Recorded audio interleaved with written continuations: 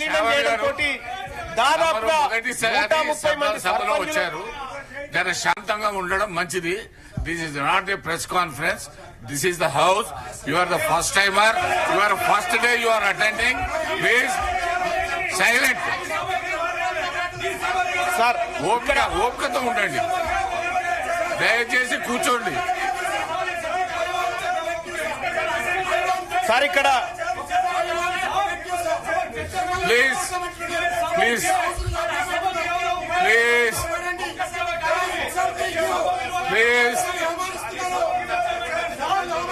Sir ఇక్కడ దాదాపుగా 130 గ్రామాలను ఇటీవల కాలంలో మున్సిపల్లో విలీనం చేయడం ద్వారా ఆ 130 గ్రామాల్లో ఉన్నటువంటి సర్పంచులు దాదాపుగా 1300 వార్డు సభ్యులు దాదాపు 80 మంది ఎంపీటీసీలు ఇవాళ రిజర్వేషన్ లేకుండా అర్హత కోల్పోయినటువంటి పరిస్థితి చూస్తా ఉన్నాం.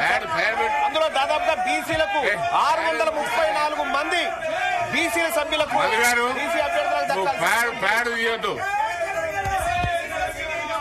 సో ఇట్లా బీసీలకు రిజర్వేషన్ అమలు కాక ముందుకే ఉన్న రిజర్వేషన్లు పోయినటువంటి పరిస్థితి ఈ మున్సిపాలిటీలో విలీనం ద్వారా జరిగింది అధ్యక్ష. సో అధ్యక్ష, అత్యంత బాధాకరమైన విషయం ఏంటంటే మా బీసీల గోడు వెళ్ళబోసుకుందాం, బీసీల గోడు సభకు వెళ్ళబోసుకునే టైంలో విపక్ష నాయకులు బీఆర్ఎస్ పార్టీ నాయకులు ఈ విధంగా వ్యవహరించి బీసీలకు సంబంధించినటువంటి అంశంలో వీళ్ళు చేస్తున్నటువంటి కార్యక్రమం ఏదైతే ఉందో అధ్యక్ష, ఇది బీసీలకు మోసం చేసే కార్యక్రమం తప్ప ఇంకొకటి కాదు అధ్యక్ష. దయచేసి బీసీల విషయంలో బీసీల టాపిక్ వచ్చినప్పుడు బీసీల బిల్లు పెట్టినప్పుడు కొద్దిగా సంయమనం పాటించాల్సినటువంటి అవసరం ఈ సభ వీళ్ళకు ఉండే సార్. కానీ ఆ ప్రయత్నం ఏం చేయట్లేదు. ఇక్కడ మేము మొత్తుకుంటున్నాం సార్, 70 సంవత్సరాల నుంచి బీసీల పార్టీ ప్రభుత్వం అంతో ఇంతో బీసీలకు లబ్ధి చేకూర్చడం కోసం కామారెడ్డిలో డిక్లరేషన్ పెట్టి 42% రిజర్వేషన్ చేయడానికి ప్రయత్నం చేస్తున్న తరుణంలో కీలకమైనటువంటి 50% స్లాబ్ ను ఎత్తివేయాలనేటువంటి ఒక అంశాన్ని తీసుకున్నప్పుడు దయచేసి అధ్యక్ష మా ఆవేదన ఎవరింటారు అధ్యక్ష, మా బీసీల ఆవేదన ఎవరింటారు అధ్యక్ష? ఈ నాయకులకేం పట్టింపు లేకుండా పోయింది. కనీసం మా బాధ వినాలి అధ్యక్ష. ఈ సభ వినాలి, ఈ సభ మా బాధ వినాలి, ఈ సభ మా బాధ అర్థం చేసుకోవాలి. 70 సంవత్సరాల నుంచి మాకు అన్యాయం జరుగుతుంది సార్. స్వాతంత్రం వచ్చినప్పటి నుంచి కనీసం సార్ ఇక్కడ దాదాపు 634 బీసీలకు అవకాశాలు పోయినాయి సార్ ఇది అమలు కాకముందుకే. సార్ ఇంకొకటి సార్, కాంగ్రెస్ పార్టీ ఇప్పుడు 42% రిజర్వేషన్ ఇవ్వడానికి నిజంగా ఇప్పుడు అమెండ్మెంట్ చేస్తా ఉన్నాం, ఈ బిల్లును సరి చేస్తా ఉన్నాం, స్లాబ్ ఎత్తేస్తా ఉన్నాం కదా, దీనివల్ల కూడా సాధ్యం కాదు సార్. ఇది కూడా కేవలం మేము పని చేసామని చెప్పుకోవడానికి మాత్రమే పనికొస్తా తప్ప సార్ దీనికి 2 హార్డిల్స్ ఉన్నాయి సార్. ఒకటి సార్, ఇప్పుడు మనం ఇక్కడ 50% స్లాబ్ ఎత్తేసినప్పటికీ గవర్నర్ గారు ఆమోదం అవసరం సార్, గవర్నర్ గారు సంతకం అవసరం. ఒకవేళ అది దాటినా కూడా మళ్ళీ హైకోర్టు, మళ్ళీ సుప్రీంకోర్టు, మళ్ళీ ఇందిరాసాని కేసు అడ్డం వస్తుంది సార్. ఇందిరాసాని కేసు అడ్డం వచ్చినప్పుడు పరిస్థితి మళ్ళా మొదటికి వస్తుంది సార్. ఆ రోజు మనం ఈ ప్రజలకు ఏం సమాధానం చెప్తాం సార్? 42% రిజర్వేషన్ ఇవ్వడంలో అన్ని పార్టీలు ఫెయిల్ అయిపోయినాయి, ఈ ప్రజలకు న్యాయం చేయడంలో అన్ని పార్టీలు విఫలమైనాయని చెప్పదలుచుకున్నామా సార్ ఈ బిల్లు ద్వారా? అందుకోసమే దయచేసి అధ్యక్ష నేను ఈ సందర్భంగా ఈ సభ ముందు కొన్ని అంశాలు పెడతా ఉన్నాను సార్. ఈ రాష్ట్ర ప్రభుత్వం ముందు పెడతా ఉన్నా, గౌరవ ఆ శాఖ మంత్రివర్యులను కోరుతా ఉన్నా, మీరు 42% రిజర్వేషన్లకు అడ్డంకులు స్పష్టంగా మాకు కనిపిస్తా ఉన్నాయి. ఆ అడ్డంకుల విషయంలో మేము మిమ్మల్ని తప్పు పట్టట్లేదు, అడ్డంకులు అందరికీ ఉన్నాయి. కానీ మీరు ఇవ్వడానికి మీ చేతిలో ఉన్నటువంటి అంశాలు అనేకం ఉన్నాయి. ఇక్కడ మీ చేతిలో ఉన్నటువంటి అంశాలు అనేకం ఉన్నాయి.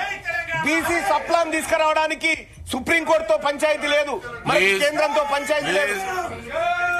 కాబట్టి బీసీ సప్లాన్ విషయంలోనైనా మీరు చర్యలు తీసుకోండి. బీసీలకు కామారెడ్డి డిక్లరేషన్ ప్రకారం ప్లీజ్. ఒకవేళ కాళేశ్వరం విషయంలో మన హౌదులో కూడా చర్చ కావాలన్నప్పుడు నేను తప్పనిసరిగా ప్రభుత్వంతో మాట్లాడతాను, నెక్స్ట్ సెషన్ లో పెట్టమని చెప్తాను.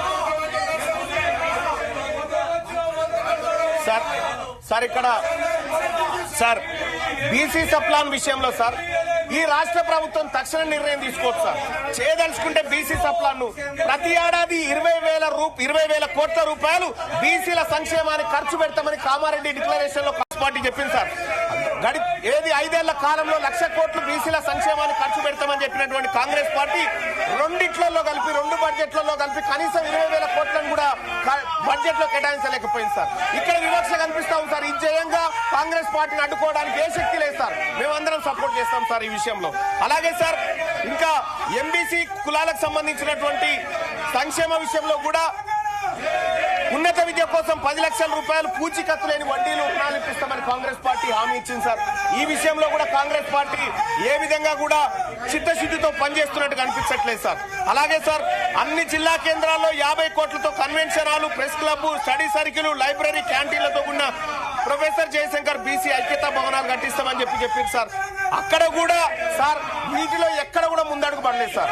ఎక్కడైతే హార్డీలు ఉందో అక్కడి పైన ఫోకస్ చేస్తా ఉంది రాష్ట్ర ప్రభుత్వం. కానీ చేయాల్సిన పనుల విషయంలో మాత్రం కొంత నిర్లక్ష్యంగా ఉండడం బాధాకరమైనటువంటి అంశం సార్.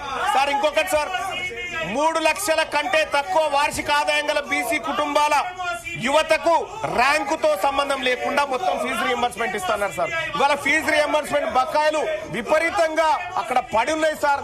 ఆ ఫీజు రియంబర్స్మెంట్ బకాయిలు ఇస్తే తప్ప బీసీలు టీసీలు కానీ లేకపోతే వాళ్ళ సర్టిఫికెట్లు కాలేజ్ యాజమాన్యాలు ఇవ్వలేని పరిస్థితి ఉంది సార్. అందుకోసమే ఫీజు రియంబర్స్మెంట్ లో మీరు చేయాల్సిన కార్యక్రమాలు ఉన్నాయి, అవి చేయండి. అలాగే చేతి వృత్తులకు సాయం చేస్తామని కాంగ్రెస్ పార్టీ ఆ రోజు కామారెడ్డి డిక్లరేషన్ లో అవకాశం కల్పించింది సార్, మెన్షన్ కూడా చేసింది. వృత్తి బజార్ పేరుతో ప్రతి మండలంలో 50 దుకాణాలు, షాపింగ్ కాంప్లెక్స్ ఏర్పాటు చేసి మంగలి, వడ్రంగి, చాకలి, కుమ్మరి, స్వర్ణకారుల వంటి చేతి వృత్తుల వారికి ఉచితంగా షాపు స్థలాలు అందజేస్తామని చెప్పారు సార్. గడిచిన 2 సంవత్సరాలలో ఇప్పటి వరకు ఒక్క షాపు గాని దయచేసి శ్రవణన్న మీ స్వర్ణకారుల గురించి మాట్లాడుతున్నా, దయచేసి మీరు ఓపికగా ఉండాలా. బీసీ కార్పొరేషన్లు, ఫెడరేషన్ల కింద నమోదైన ప్రతి సొసైటీకి ఎన్నికల నిర్వహణ 10 లక్షల ఆర్థిక సాయం అని చెప్పారు సార్. ఇప్పటి వరకు చేయలేదు.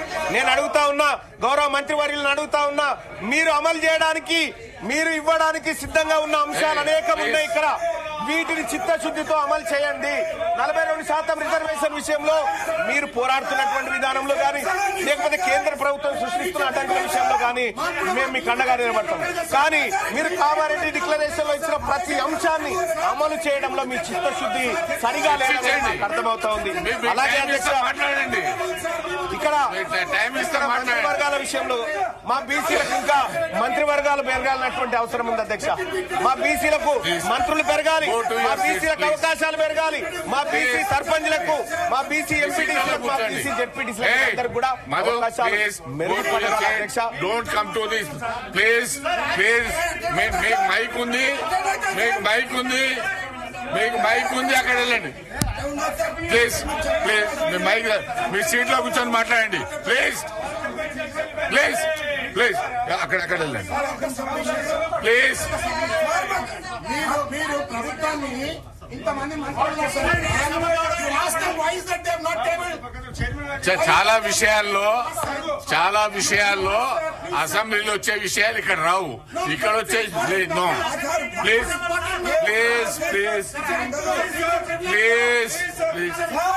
Madhu, please go and sit there. Go to your seat please. మీ సీట్లలో వెళ్ళండి ప్లీజ్. బీసీ బిల్ మీద మాట్లాడండి, అవకాశం ఇస్తాను please. Complete your thank you sir.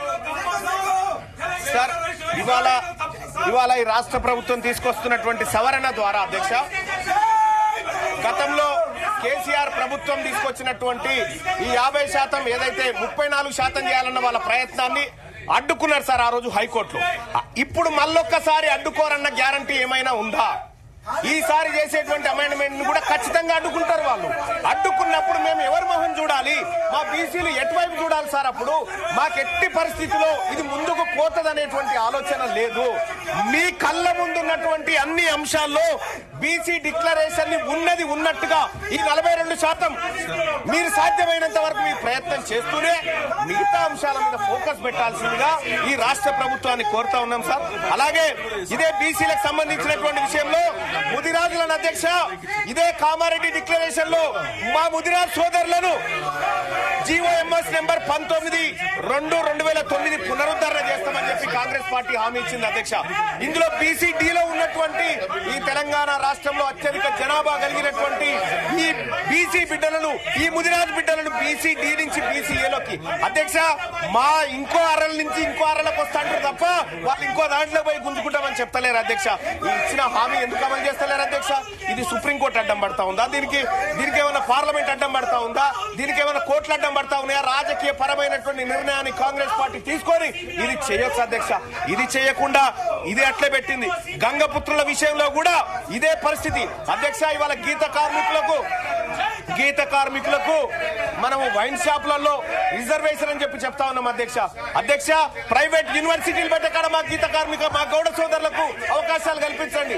Private కాంట్రాక్ట్ల దగ్గర అధ్యక్ష 42% రిజర్వేషన్ కాంట్రాక్ట్లు ఇచ్చే కాడ ఈ బీసీలకు ఇవ్వంగా ఏ చట్టం అడ్డుకునే పరిస్థితి లేదు అధ్యక్ష.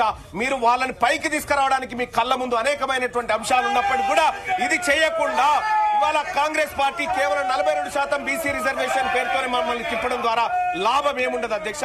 మీరు చేయాల్సిన ప్రయత్నం చేస్తూనే ఇచ్చిన హామీలను నెరవేర్చాల్సినటువంటి అవసరం ఉంది అధ్యక్ష. మత్స్యకారుల హక్కులకు సంబంధించి మత్స్య సామాజిక వర్గాల మధ్య పెండింగ్ లో ఉన్న సమస్యలు పరిష్కరించేందుకు త్వరితగతిన ప్రయత్నం చేస్తామన్నారు అధ్యక్ష. అదెటుపోయిందో అయితే గొర్రెల స్కీమ్ ను కాంగ్రెస్ పార్టీ ప్రభుత్వం ఏర్పడ్డ తర్వాత 100 రోజుల్లోనే 2వ విడత గొర్రెలు పంపిణీ చేస్తామన్నారు అధ్యక్ష. 2వ విడత గొర్రెల పంపిణీ కార్యక్రమం ఎటుపోయిందో గానీ ఇక్కడ మొదటి విడత గొర్రెల పంపిణీ కార్యక్రమంలో దోషులైనటువంటి వాళ్ళని ఇవాళ ప్రజాక్షేత్రంలో దోషులుగా నిలబెట్టలేకపోయింది. ఈ విషయంలో కాంగ్రెస్ పార్టీ కొంత ఇబ్బందికరమైనటువంటి పరిస్థితుల్ని సృష్టిస్తా ఉంది అధ్యక్ష. ఇక అలాగే వైన్స్ రిజర్వేషన్లు అధ్యక్ష. వైన్స్ ల విషయంలో 15% ఉండే గౌడ్లకు రిజర్వేషన్లు 25% పెంచుతామని చెప్పారు సార్ కామారెడ్డి డిక్లరేషన్ లో. కానీ ఇప్పటి వరకు పెంచిన దాఖలాలు లేవు సార్. మొన్న ఏదో నోటిఫికేషన్ కూడా ఇచ్చినట్టు ఉన్నారు. అలాగే జనగామ జిల్లాకు సర్దార్ సర్వాయి పాపన్న పేరు పెడతామని కాంగ్రెస్ పార్టీ పేజ్ నెంబర్ 18 తన ఎన్నికల మేనిఫెస్టోలో చెప్పింది సార్. ఇప్పటికీ దానిపైన చర్చ లేదు, దానిపైన ఎలాంటి నిర్ణయం తీసుకోలేదు అధ్యక్ష. అనేక మంది ఇప్పటికే ధర్నాలు అలాగే ఆందోళన వ్యక్తం చేస్తా ఉన్నారు కాంగ్రెస్ పార్టీ ఈ నిర్ణయాన్ని తీసుకోవాలని చెప్పి.